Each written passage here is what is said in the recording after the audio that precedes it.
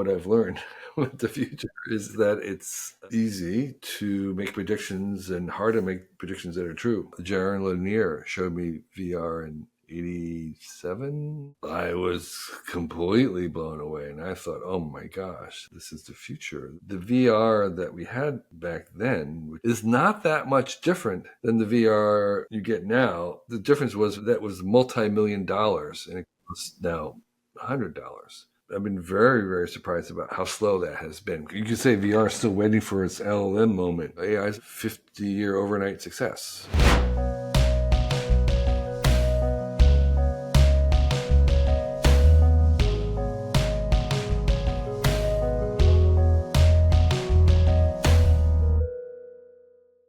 Kevin, welcome to the show. It's a pleasure to be here. I'm glad to be seen. I am very excited to have you. In addition to being a personal hero of mine, I am a longtime Wired reader. I had like a gigantic shelf of magazines growing up. So it's sort of crazy to get to chat with you. There's a lot of things I want to talk to you about, but I want to start with, we have a mutual love of Annie Dillard. We do. She is my favorite writer, and I know she's your favorite writer as well. Tell me why you like her.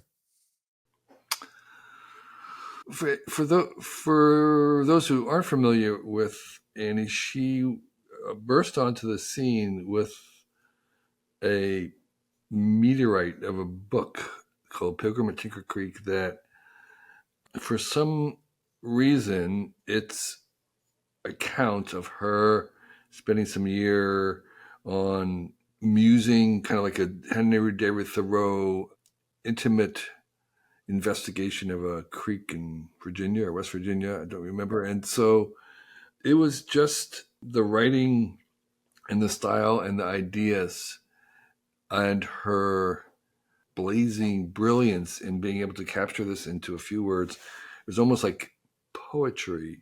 There was prose. It somehow just worked on my brain. And I don't know enough about literature to describe her in relation to other writers and what doesn't work for me as much. But there was something about her spirit as well as her writing, which was very expansive, cosmic, enthusiastic, questioning.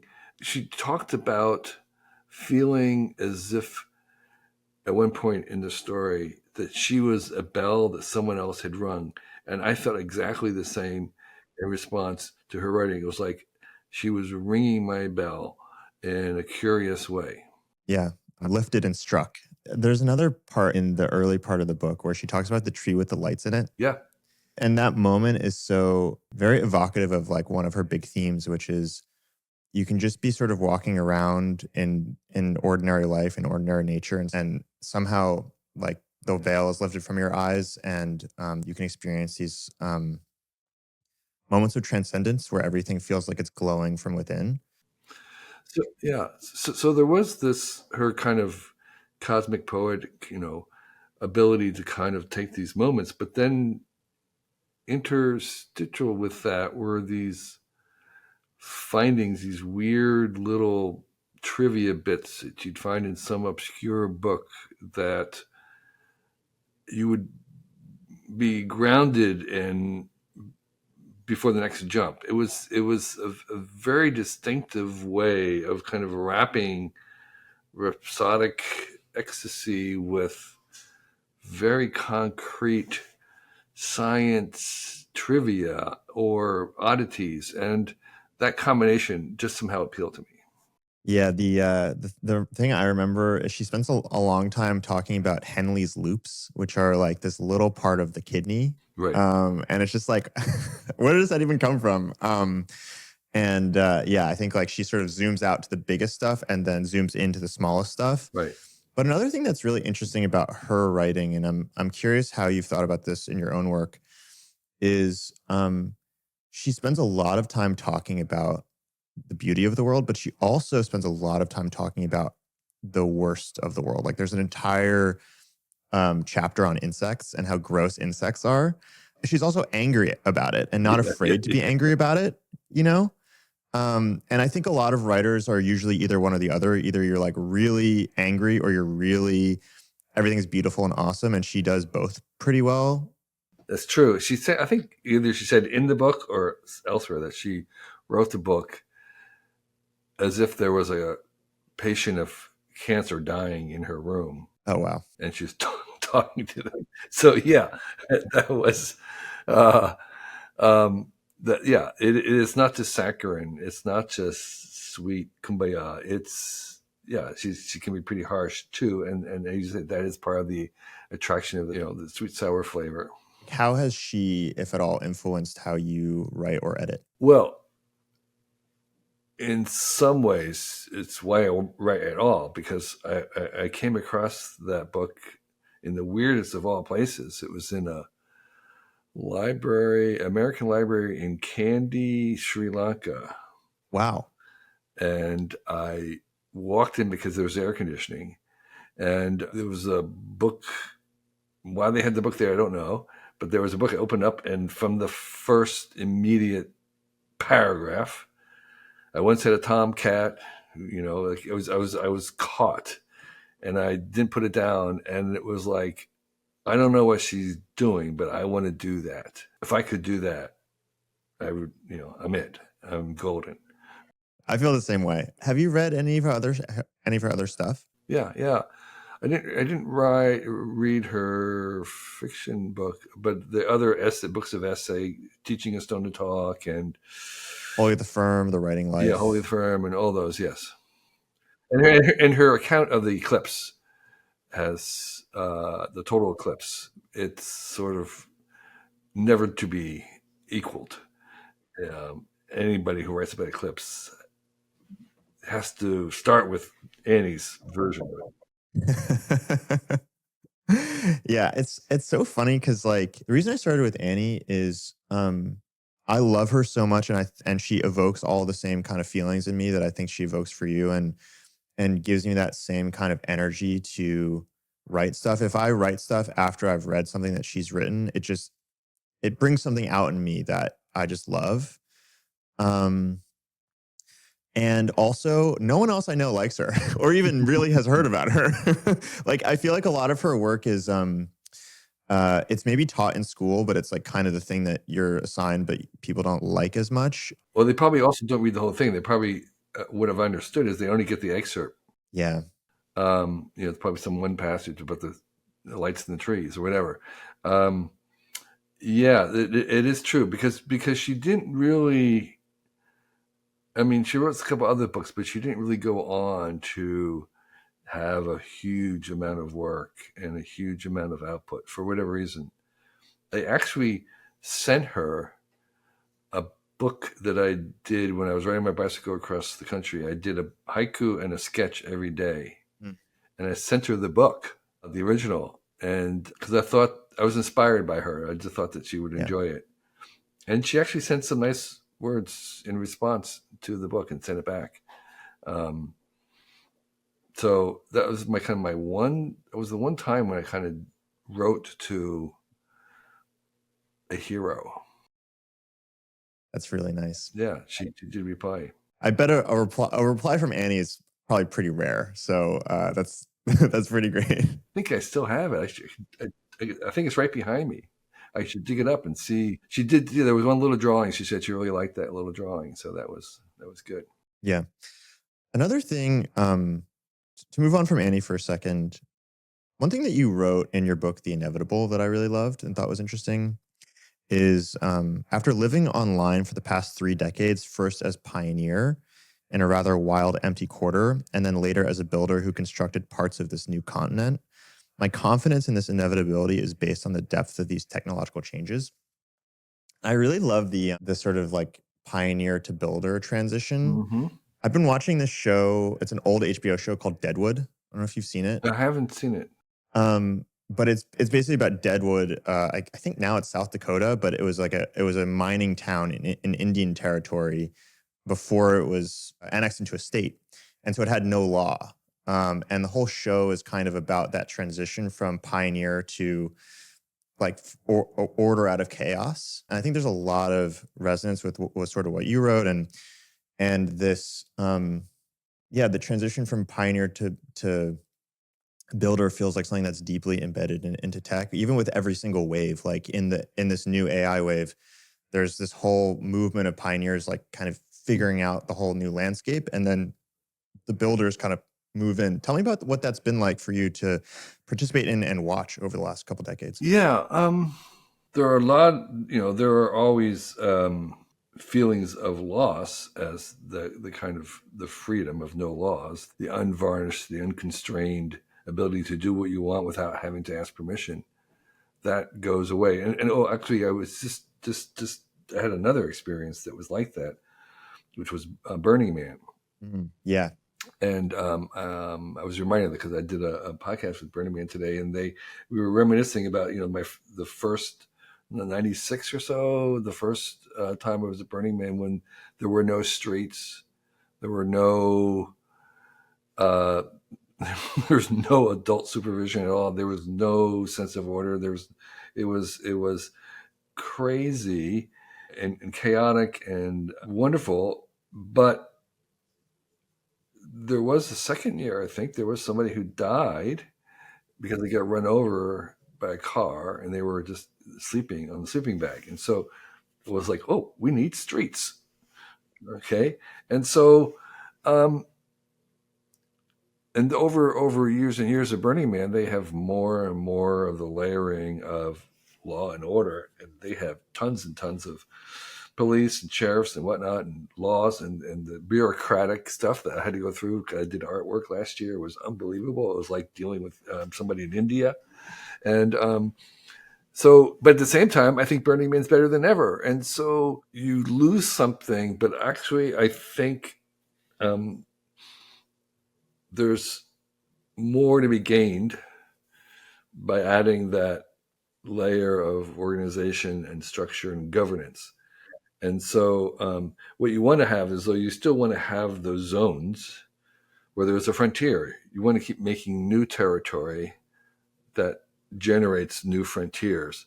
And some people are better on the frontier than back at the center. And I think that's a wonderful way the world would work. And so for me, I want to maintain both of constantly new frontiers where those are suited to not having to have many rules um, are able to thrive. And then those who prefer to have the discipline of working within rules also can thrive. What about in your own life? Because, as someone who's interested in new technology, that requires being on the frontier. And the interesting thing about the frontier is if you're a little bit of a restless spirit, it's pretty cool. That's it. Um, but being a restless spirit it can be hard. It can be lonely. How have you balanced that in your own life or dealt with it in your own life? So I tend to visit the frontier. I spent a lot of my adult life in the very remote parts of Asia where there is very little infrastructure. I spent an early portion of my adulthood for many extended time in areas where there was very little modern infrastructure. And I thoroughly, thoroughly enjoyed it, but I would have died if I needed to live there. I mean, so it was a great place to visit, but it was only great because I was going to leave. I have the same kind of things with the frontiers. It's like, yeah, Burning Man's fantastic for 2 weeks, but it'd be horrible to have to live there year round. And being at the frontier of the internet or the AI, my understanding is that it's a moving frontier. It's going to move. I can keep going up to the edge to see what's happening, but I don't need to stay there. And I'm going to actually come back and report anyway. So I have the liberty of being a nomad in that sense of occupying it. So for me, it's a fantastic place to spend some time in, but not a place that I want to spend all my time in. And how does that work? Because I understand sort of the frontier of going to another country and be able to come home. But with technology, um, you can be at the frontier in your house. Um, And so is that structured for you? Like there are periods in your life or periods in your day where you're sort of immersing yourself in what's new, and then periods where you're kind of in the sort of stability of whatever you're familiar with, or how does it work? Yeah, right. So one of the things that I discovered over time is my favorite people who were best about the future were actually great historians too. So I would balance reading something about AI with trying to read something historical in the past, and I balance wrestling with the latest AI stuff with working in my workshop and using my hands. So for me, yes, that's exactly what it is. Jeff Bezos said, he was trying to build a business on the things that didn't change. And so the Long Now Foundation, which I've been very central to, is trying to take the long term view and not just to forward, but also the past. And so for me, I would spend time on this ephemeral frontier, but also then try to think about the next 10,000 years and the last 10,000 years. As you're digging into the current AI wave, what are the historical periods that you're thinking about or diving into? Yeah, actually, I spent a good amount of time recently reading about the discovery or invention of electricity, because my contention right now is we have no idea what intelligence is, that we're as ignorant of it as um, Isaac Newton and others were of electricity when it was first encountered. And Isaac Newton, one of the smartest humans ever, was totally wrong about electricity. Right? He had just wrong, weird ideas about it that were just wrong. What did you think about it? I have not heard anything about Isaac Newton and electricity. That's really interesting. He was one of the people who kind of thought that there was this either phlogiston. Have you heard of phlogiston? Yeah, phlogiston. Yeah, yeah. So it The was thing that just creates fire. yeah, it was this kind of well, no, it was just this kind of element. And there was another element, and the discovery of electricity was happening at the same time that basically we were understanding what elements and atoms and compounds were. So Davies and Faraday and those guys um, were almost discovering stuff about electricity weekly. And the origins of the Royal Academy came out of the weekly meetings that they would have, where they would sell tickets and do demos with electricity, make sparks and stuff. And one of the biggest news items in the shocks was when they, and I forget who it was, maybe Faraday, proved that electricity would happen in a vacuum, because there goes the ether. You don't need ether. It's like, well, then what is it? Okay, and there was, some of the earliest beliefs electricity was that it was primarily a biological phenomenon, and there's all this Reflexes and frogs reflexes and and yeah. stuff, and so there were just endless theories about what it is, and they all reminded me of all the theories we have about what intelligence is, because we don't really know what it is. And I have been saying I suspect that intelligence is not an element but a compound, that it is made up of a complex of different cognitive elements, and that we haven't even identified yet. In the same way that salt's not a element, salt is actually a compound of some elements that they had not yet identified. So you can think of the current AI is we're making some kind of salt and we don't even know what it's made from. Yeah.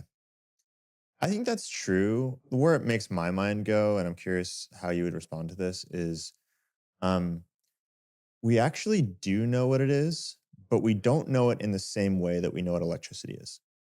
So we don't have a explicit, exact mathematical theory in the same way that we can talk about electricity, and we don't have a way to decompose it into parts that reduce down and then recombine into it. But we do know what it is in a different way. Like I'm talking to you, and I know that you're intelligent. and that's harder to grasp. It's not the same kind of graspy, um, I can pin it down to the wall kind of thing.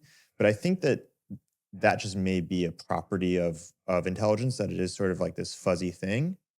How do you think about that? Well, I don't know. You may be confusing recognizing something with knowing it. So I think we can recognize it, but I actually don't think we know what it is. And in fact, I think our brains are incredibly opaque to introspection deliberately. I think we have these complex things that deliberately does not allow the organism to interfere and meddle with it. Could you imagine if we had access to the source code? We would, we would be completely wrecking ourselves. And what the it is, again, I think we humans have a very peculiar complex of things that if we map it out in the possibility space of all possible minds, which is a very high dimensional space, that we're going to be, our compounds way at the edge. We're an edge species. We're not at the center of anything, the galaxy or the solar system or evolution. We are an edge. Our kind of intelligence will be revealed to be a very peculiar mixture that's evolved for us. And then what we're going to be doing with AIs is making hundreds of various other kinds and filling out that possibility space with many types of thinking. And so we'll look back and we won't even recognize maybe some of these other things as intelligence right now because doesn't we don't have a very good definition. It's like, what are the definitions or what are the marks for something that doesn't like a human like intelligence? Some people say, well, there isn't anything, there's only universal intelligence, and we're just going to make more of it, that there's only one thing. And I that's possible, but I suspect that's wrong. I suspect that there is many compounds and that they will be engineered to do different things, and to some degree we won't understand even how they work, but that's because they're different. And so I think we are very much like the early days of electricity, where we simply didn't have a clue about what it was, even though we could use it, even though we could recognize it. Where does your intuition that it's made up of compounds come from? Well, and several reasons. One is Marvin Minsky was the first who suggested it, called the Society of Mind.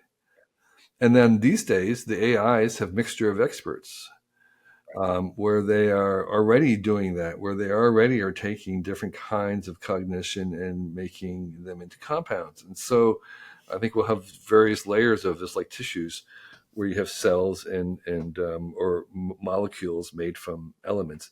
And so we're going to make some very high chain, heavy compounds of intelligence at some level, made up from lots of little bits of elemental cognition. What we haven't done yet is done the chemistry of identifying what some of the basic cognitive units are, or the cognitive elements. And we may be starting to do that. Thinking about the way neural networks work, a way to look at them is they learn many, many thousands or millions of rules for what to do in particular situations that they can partially apply, and run many, many of those rules in parallel to find the right set that sort of applies to a particular situation.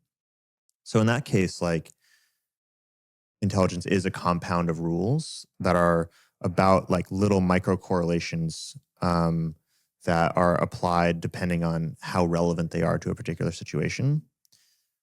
Um, but it's interesting to think about um, how much of those rules are contingent, like they're just situational, versus they're sort of universal. Because we do know, for example, how neural networks function at a low level. Like, we know the atomic units, and in fact, like, the specific architecture, the specific set of atomic units that you use doesn't really matter for the high level behavior. It does to some extent, but you can get basically the same behavior no matter the simple components you use. Right. So there's something like always hard to understand in between the simple components and the like outward behavior that we observe. I mean, Danny Hillis made a computer with Tinker Toys.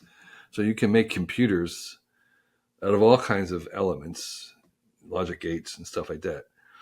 So I don't want to confuse sort of like your neural nets. I don't think that is the basic unit. I think there is a type of reasoning or learning or something that happens with the neural nets that we haven't quite identified yet.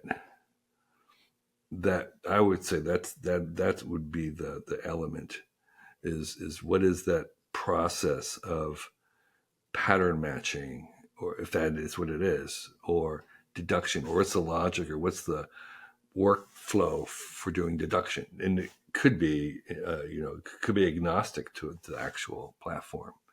It seems like it must be in some way, but yeah, that's interesting.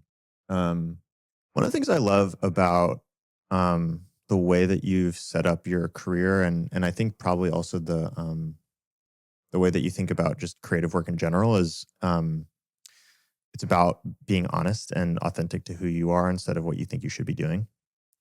And I found that over and over again, like especially like at the beginning of a career, it's like really easy to be like, I need to do things in this particular way. Mm-hmm.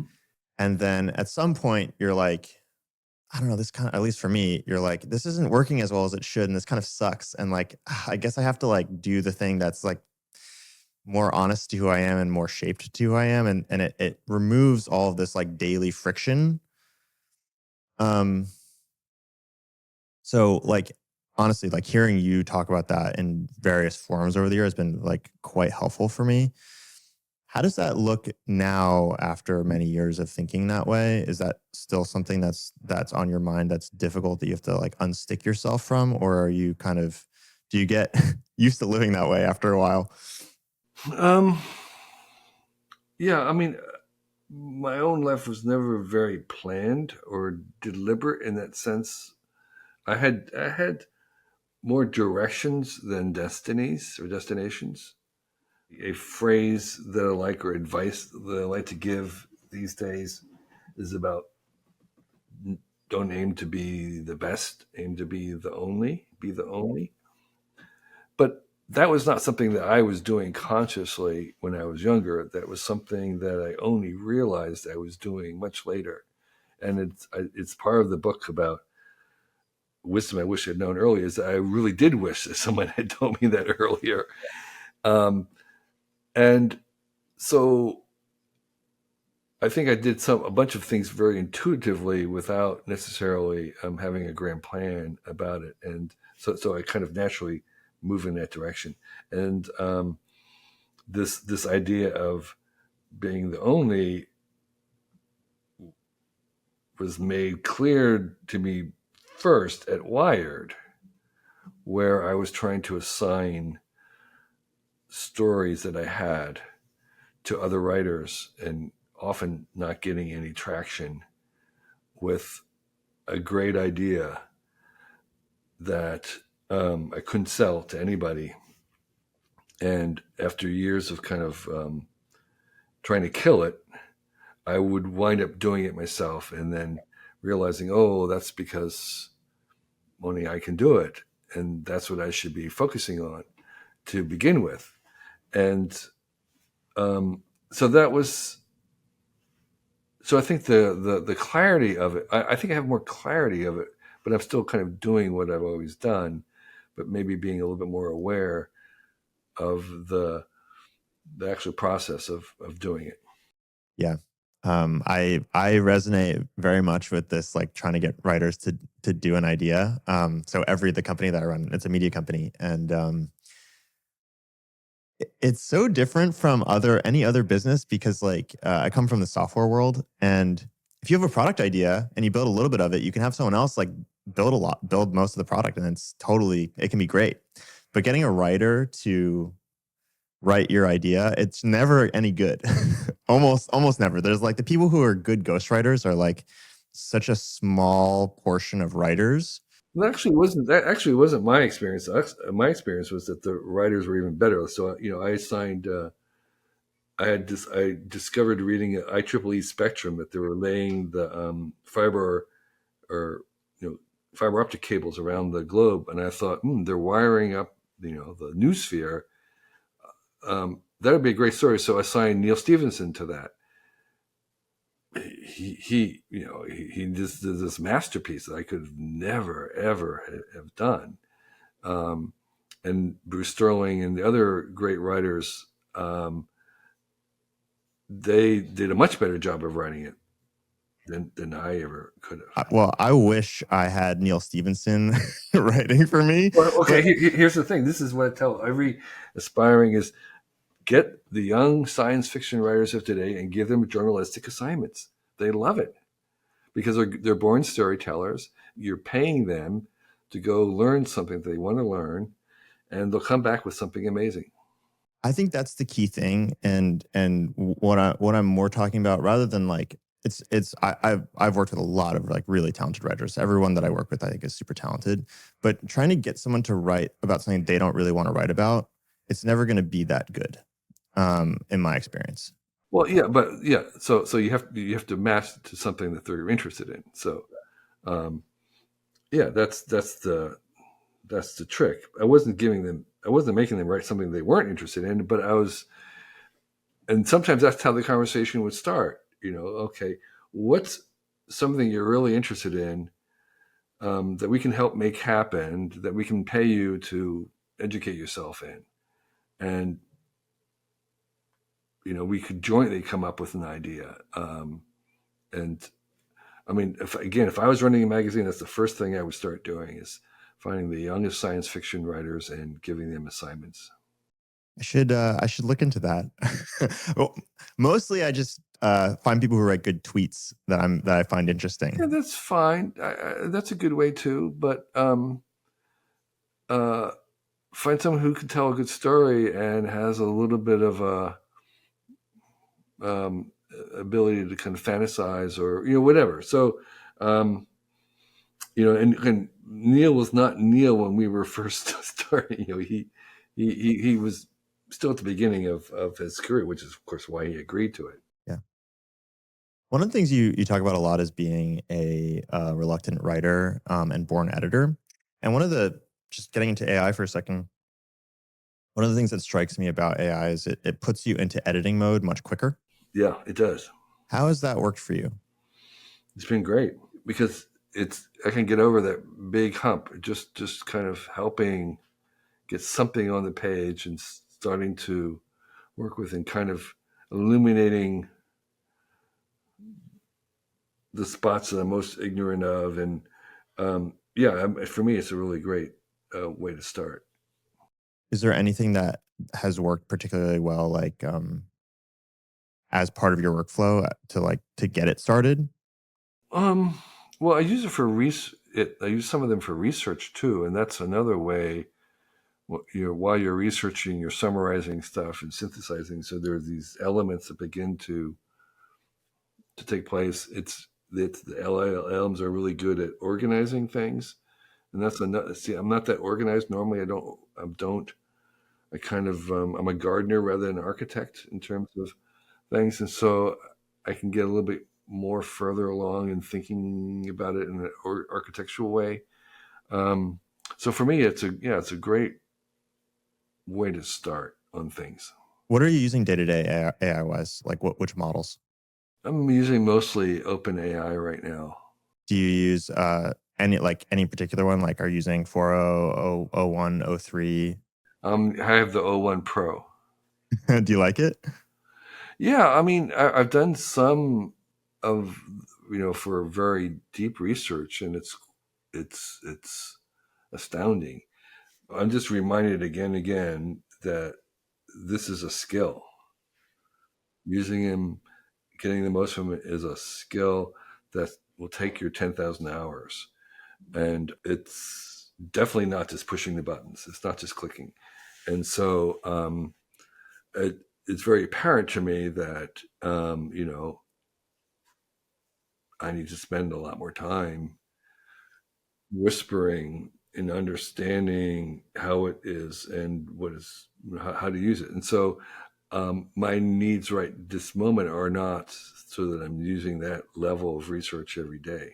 Do you have specific examples of like when you've used it for research that it has like blown you away? I did something, and this is a little bit of something I've been meaning to write about, which is I had this fantasy. I had this observation that I realized that Leonardo da Vinci, Martin Luther, and Christopher Columbus were all alive at the same time. And I said, this is my conversation with the AI. I said, imagine it's a snowy evening and all three are stuck in the same hotel together and they have a conversation. You know, give me the conversation based on, based on your writings and or their interests and their personalities and so they did the conversation. And I said, that was amazing. But they got along so well that they decided to collaborate on a project. What would that project be? And this was the AI's idea. The AI's idea was that they would want to start a new city in the new world that was based around science and religious freedom. And I said, okay, start writing Wikipedia articles about this city and start filling it in. And then we had characters and peoples and histories. And then I was going on with starting to tell research stories based on these characters, and then I introduced other things like other contemporaries, like Queen Victoria, who was alive at the same time. She was the main rival, trying to take down the city. They reached China 10 years before the Portuguese, and then they would bring all the books from China. And so I was just making this bigger and bigger thing, world building, and I got 10 different novels from it, and then I had it synthesized and iron out all the contradictions between the novels and make a big epic saga. And then I had it write the making book covers and writing the marketing materials. And the point of all this is that I'm not going to show it to anybody because I don't need to. The joy of creating it was better than reading it. It was the audience of one. And so what I'm hypothesizing is that a lot of the generative stuff, the 50 million images that are generated each day with AI, 99.999% have the audience of one. They're generated for the pleasure of the co-creator. And this idea of people will be making feature-length movies for themselves, and the pleasure will be in the generating of the movie, the code generating of the movie that you're directing. You'll be directing the movie for yourself. And anyway, so that was a project I was using Profer because the degree of historical realism and fantasy was mind bending. That's really cool. I love that. It seems like there's an interesting line from 1,000 true fans to an audience of one. Yeah. How have you thought about that? Well, of course, there's no economic model for the audience of one. There is for OpenAI. You're right, exactly. I think this is this is the abundance mindset where you have the time to do this. So I think this is not so much a business or someone's career. I think this is kind of a different form of entertainment or self-expression. It's just like Sunday painting or keeping a journal or someone doing ice skating. It's a form of self-expression and relaxation and enjoyment, entertainment. So it's closer to entertainment than it is to actually, a career. It reminds me a little bit of are you familiar with active imagination? No. It's it's part of like Jungian psychotherapy. The idea being you can do active imagination where you take a dream that you've had recently and you sort of like re-enter the dream world while you're waking, and you explore some of the archetypes and themes, either by writing them out or just like exploring them to and with yourself. And in doing that, it kind of reflects back to you things that might be like a little bit more latent in your psyche. So the fact that you're playing around with these characters and these novels are going in different directions or whatever, and the Mhm. decisions that you're making might say something to you about what you're processing or like what you're currently thinking about, that in addition to just being really fun, it might tell you something about yourself. Mhm. Yeah, so it may be something like that. In fact, I mean, I think there will be very, very good AI therapists, um, and maybe to the extent that we may not even make that distinction. Maybe some particular AI companions, AI buddies, AI partners will perform some of that, and people will use them in that capacity, even though they're not maybe nominated as that. And again, this is something else I've been saying, is I think people are going to be shocked by the degree of emotional bonding that we will have as we put emotions into the AIs. And some people will be very, very close to these on a always on basis and very dependent on them to do their best. Yeah. One thing that I don't know if you saw, but just came out today, like a couple hours ago. No, I haven't seen. I've been podcasts all day. What has Well, happened? you're in for a treat when you get off the podcast grind. But OpenAI released a new memory system for ChatGPT. So previously, ChatGPT, you could ask it to save memories, but it would like do it when it was really explicitly told to. And when it like really thought, okay, this is definitely something I need to store. But what the new memory system does is it is able to access all the past history of all your chats that are relevant automatically. So you can ask things like, um, what do you know about me that from all of our chats that I might not know about it myself? And it will just go through all these historical chats and tell you a lot of really interesting things. I was playing around with it all day before we got on the show.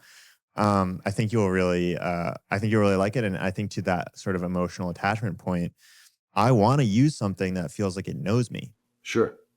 I get more attached to it. I personally think that's really good, but there's trade-offs obviously, and so I'll be curious to see how that changes how we relate to each other too over the next couple years. Yeah, yeah. That's cool.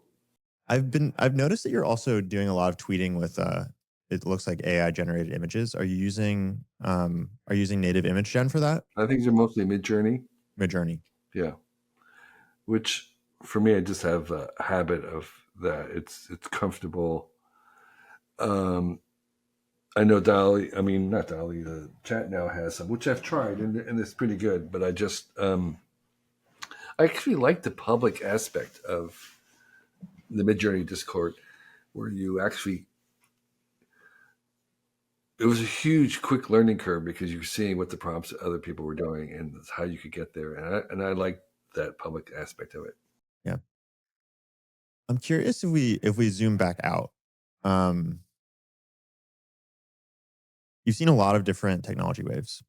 Um, I think one of the interesting things about this particular one is how scared people are, and that's probably been true to some extent of previous ones. But I think in a lot of ways, like with mobile, it was like people didn't even care. It just like wasn't even on their minds for a while. At least in my lifetime.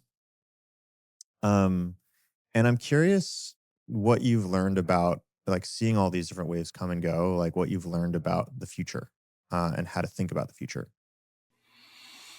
That's a pretty big question. I think the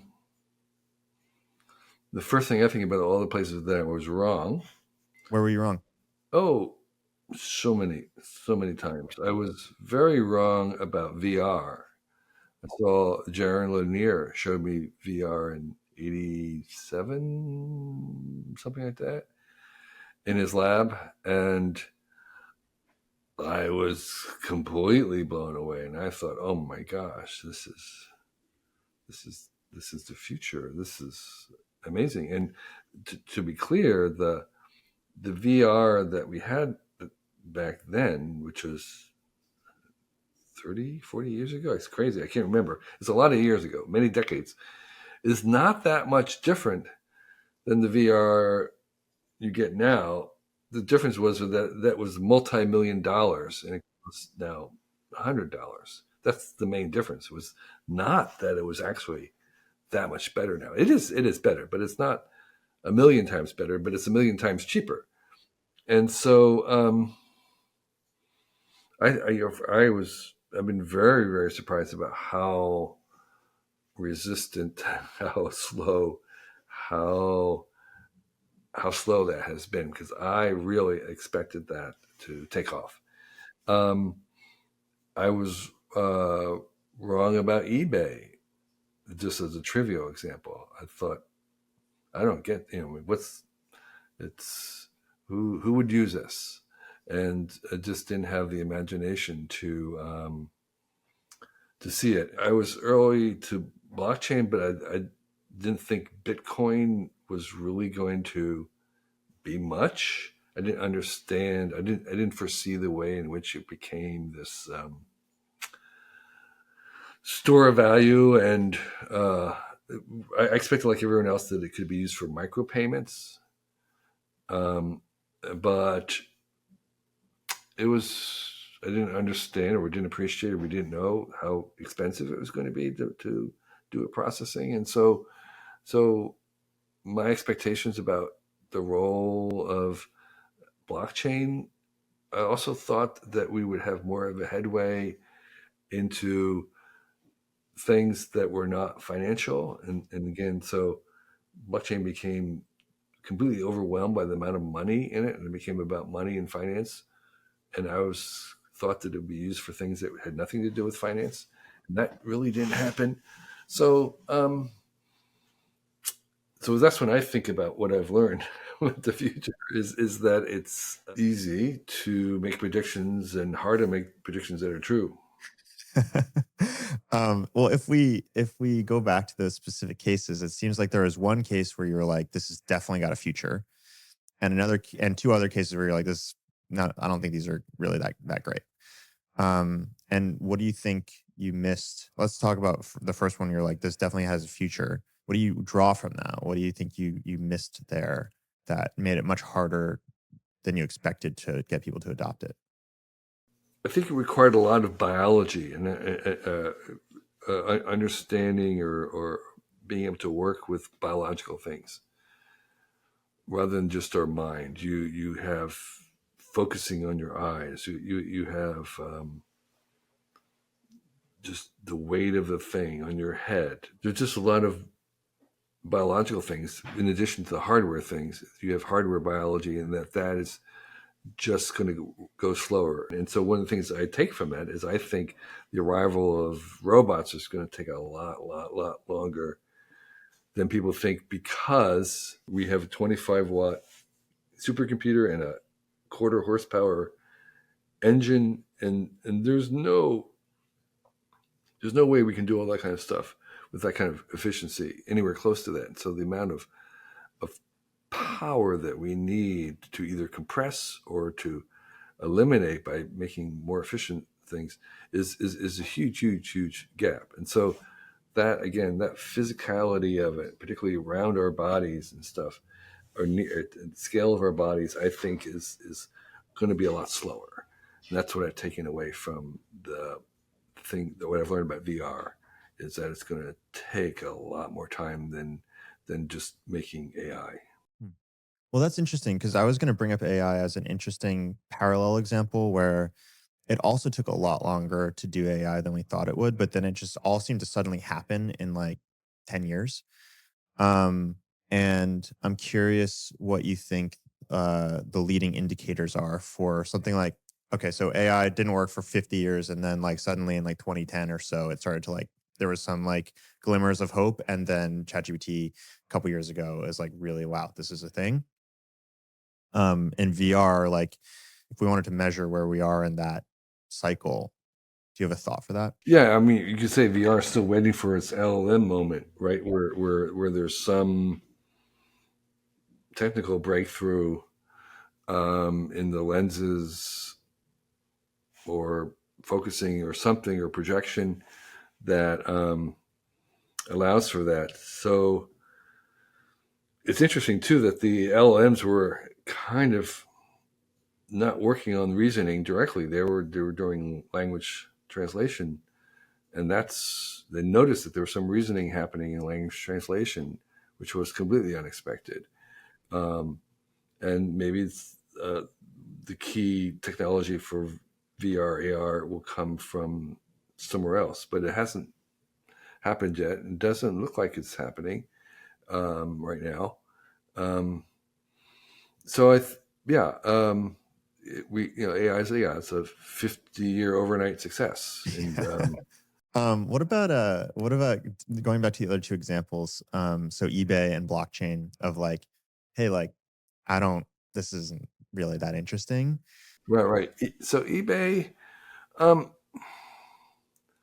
I think with the auction stuff, and I think the only reason why eBay worked is that people moved beyond the auction. I use eBay all the time, and I've never used auction. I just have no patience for it. And so I think the idea that it was this idea that it was auctions and that I didn't connect to, and I was never really interested in. And I could be wrong, but for me, eBay has only now succeeded because most people aren't using the auctions. But I don't know if that's really true or not. Do you use auctions on eBay?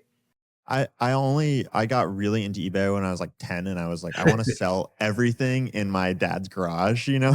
Did you? I didn't end up doing it because selling things online as a 10-year-old was a complicated situation. Yeah. But I was really into it for that reason. But I've never really bought anything on eBay. I never bid. So eBay is actually very, very useful. It's kind of like there's Amazon, and then there's Alibaba, and then there's eBay, which is sort of like all the things that either aren't officially for sale, or they're way out of stock or out of print, or they're totally obscure. And so for me, if I can't find it on Amazon, you look at Alibaba, and then you're onto eBay.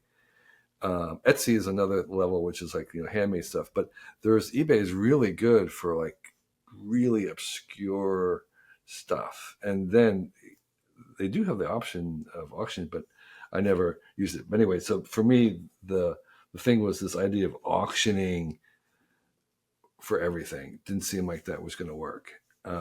But for a while, it did, and that was just me personally, just not being much of a bargainer type. I guess you can't win them all. I know you have a hard stop, Kevin. It was really great to get a chance to chat. Thank you so much. Would love to do this again soon. Yeah, it was a pleasure. Great things, and I'm glad there's another Annie Dillard fan.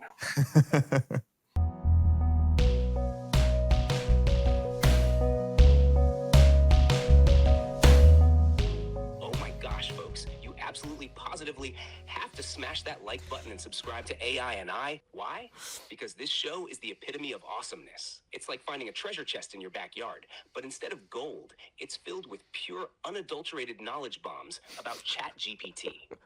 Every episode is a roller coaster of emotions, insights, and laughter that will leave you on the edge of your seat, craving for more. It's not just a show, it's a journey into the future with Dan Shipper as the captain of the spaceship. So do yourself a favor, hit like, smash subscribe, and strap in for the ride of your life. And now, without any further ado, let me just say, Dan, I'm absolutely, hopelessly in love with you.